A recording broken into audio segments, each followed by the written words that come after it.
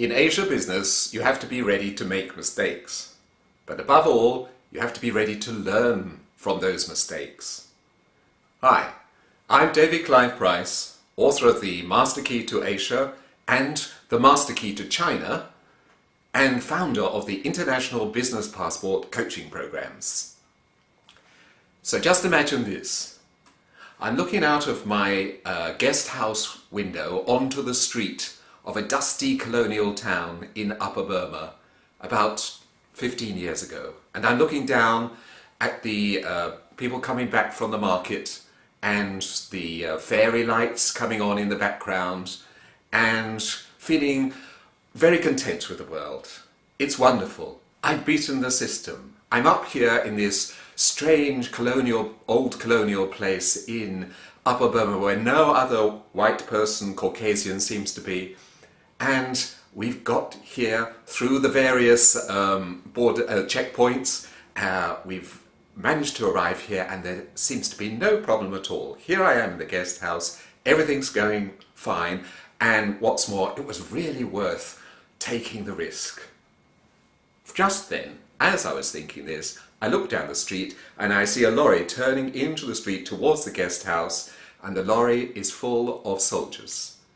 And the lorry pulls up right outside the guest house door, and out get two gentlemen in dark glasses with their long Burmese sarong, longji on, and they're carrying satchels over one shoulder, looking very official. They have name badges, which I recognise as government name or official name badges, black with white lettering on them, and they're going in downstairs. And I think, wow, what on earth is going to happen? Because there's one other thing that I haven't considered in my feeling of confidence and pleasure at being up there.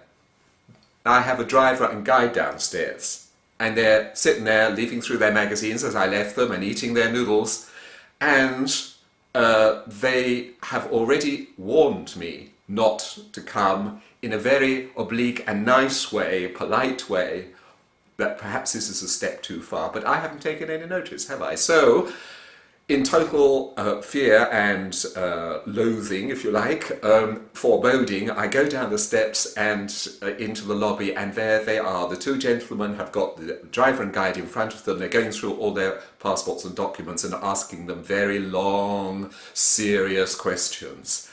And soon enough, they got me sat down, and they've got my visa, my passport, and they've going through that visa by visa, page by page, as slow as I'm speaking now, even slower they were speaking then, trying to find something. Why were you in Malaysia? Why were you in Paris or France? Why were you here? Why have you been doing this? And I realised then that the only way I'm going to get out of this is to run back upstairs, which I do. They let me at least go back up the stairs, and I get my letter. The letter is from the government. This is very important. I bring down the letter. I got it from the Ministry of Tourism in Rangoon to go around the tourist places of Burma to report about the tourist trade, ostensibly, anyway. And I give this a letter to them. The only thing that is wrong is that there's a list of places on this letter of the cities that I can go to, the usual tourist places, and this place, Shrebo, is not on there. I only talked about it in passing with the minister in Rangoon. So they take this, they go through every single line of that again, and they ask about Shrebo. And of course, we can't give the right answer, or at least not an answer they believe. They take the driver and guide out with them for 2 hours while I'm left there, terror-struck, sitting there trembling, thinking that they're going to be put in prison, we're all going to be put in prison, what have I got them into?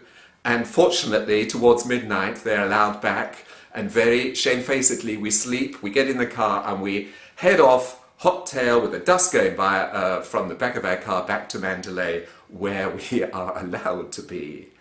And the point of all this is that I was so overconfident that I allowed the people who are hosting me to be put in danger. So this is the lesson for you. Do not go into Asian countries, or overseas markets in general, but certainly Asian countries which are full of political, social and cultural sensitivities, and go off the beaten track, step into areas in the way you speak, what you're talking about, where you go, that are sensitive, because you're putting your business partner, your colleague or interpreter, everybody in your network from that country into awkwardness or perhaps even danger. That's my lesson for today.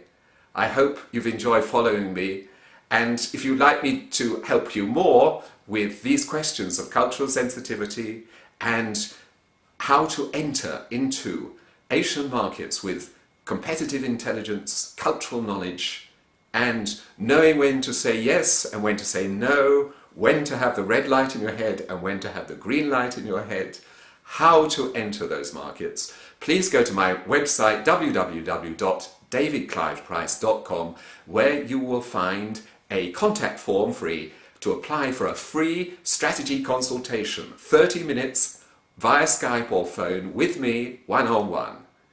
I hope you've enjoyed this tip on how to do business in Asia, and I wish you every success with your business in Asia.